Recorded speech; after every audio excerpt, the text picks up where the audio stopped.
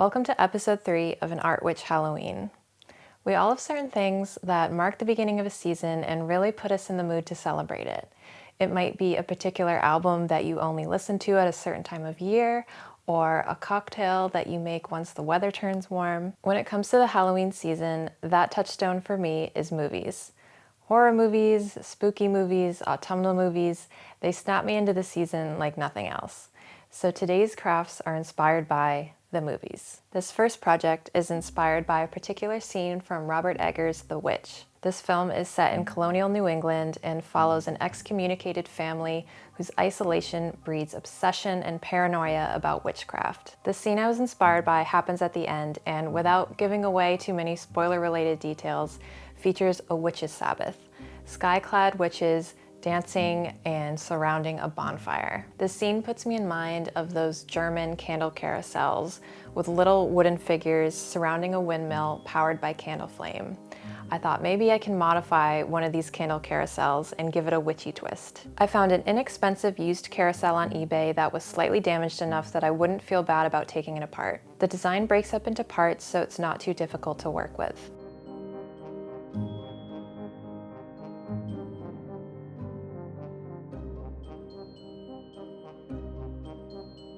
The little figures were attached with thick globs of glue, so they were a bit challenging to get off.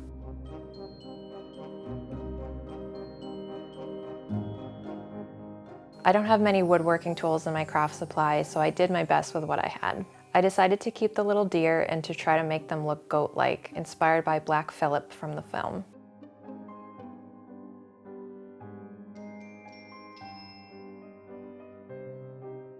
Black paint hides a multitude of sins.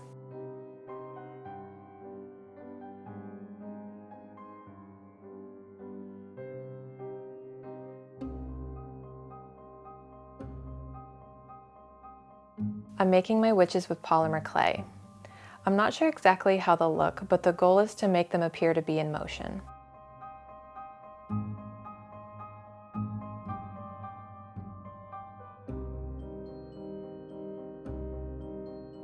A little bake in the oven and these witches will be done. To create a bonfire in the center of the carousel, I'm cutting flames from a sheet of brass. This is used for embossing, so it's thin enough to cut with scissors.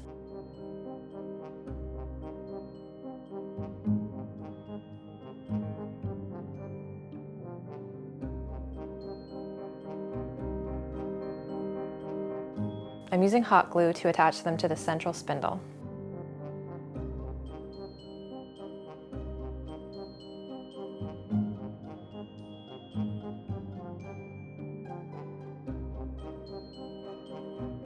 When arranging the witches, my goal is to balance the weight distribution evenly.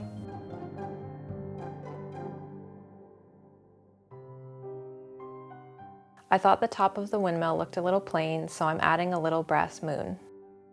Now it's time to put all the components together.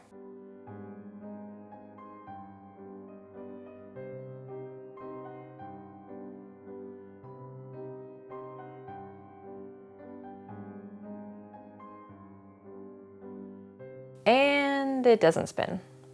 A couple of my witches were a little over-enthusiastic with their arm positions, so I popped them off and repositioned them.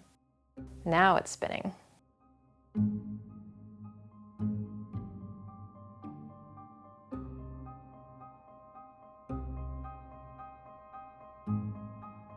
I love the way the candle flame reflects off the brass. It almost feels like a real bonfire.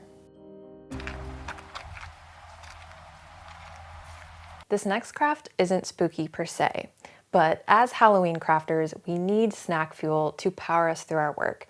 And as today's theme is movies, I am thrilled to finally share with you my recipe for movie theater popcorn. In 2020, I developed this recipe out of necessity because movie theaters were closed and I needed to get my popcorn fix. It all starts with a generous dollop of ghee, which is butter that has been clarified of its milk solids so it can withstand high heat. You'll need a big soup pot for this, something with a lid. Melt the ghee over medium-high heat. You might find this frustrating, but I don't record amounts when I write recipes. I just do everything by eye. So if you ask me how much ghee do I use, I'll just say a quarter cup, maybe? Basically, you want enough so that when it's melted, it fully coats the bottom of the pan. While the ghee is melting, you can also add your salt. Now this is the key to that movie theater taste. You need to use powdered salt. Use a mortar and pestle or a spice grinder to grind the salt to a fine powder. Now how much salt you add depends on if you're using sea salt or table salt, how fine your powder is, and how salty you like your popcorn.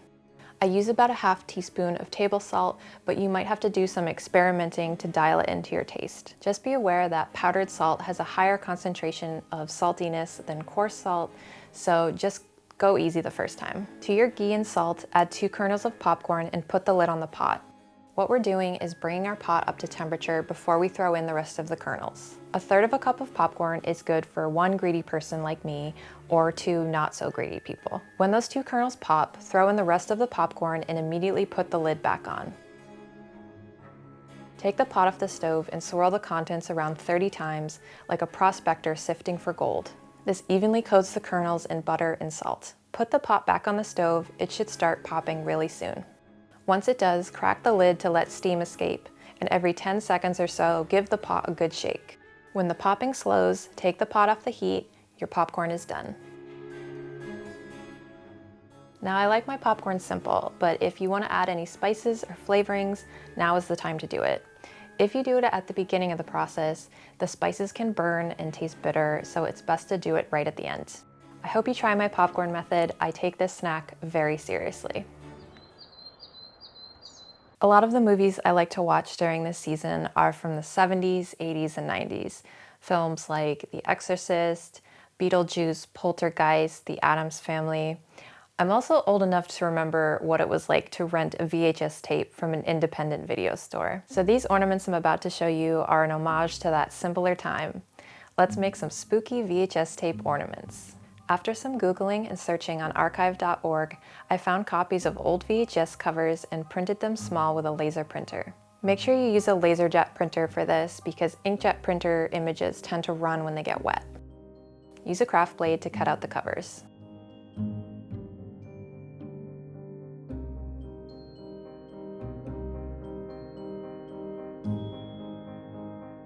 Cut a little slit in the middle of the top cover piece for later.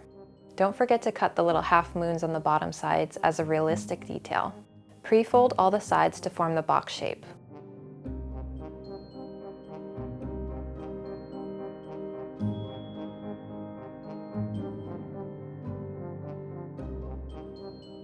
Cut a stack of cardboard that is the right size and thickness to fill your box.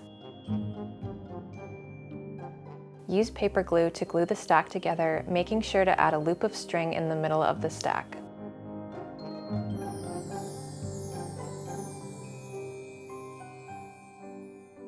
Use Mod Podge to decoupage black tissue paper to the bottom half of the stack.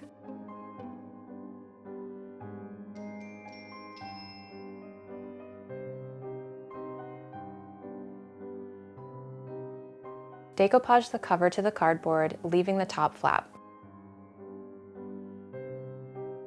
Tuck the string through the slit you cut with a needle and glue the top down.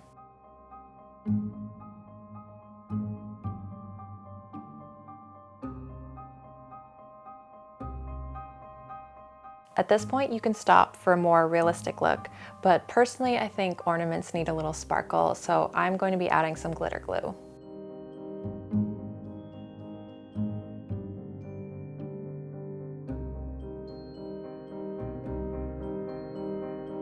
Tell me in the comments what your favorite spooky movies are, and if you have any lesser known picks you can recommend us. Thank you for joining me for this movie-inspired Halloween crafting. Don't forget to like and subscribe so you don't miss next week's episode, and please enjoy this sneak peek. Embracing the spookier, mystical side of nature is perfectly captured in folk tradition.